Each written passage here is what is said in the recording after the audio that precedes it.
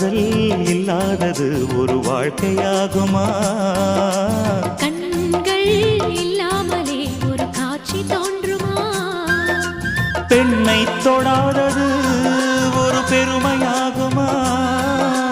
முத்தம் சிந்தாமலே அது முழுமையாகுமா? முழுமையாகுமா? காதல் இல்லாதது ஒரு வாழ்க்கையாகுமா?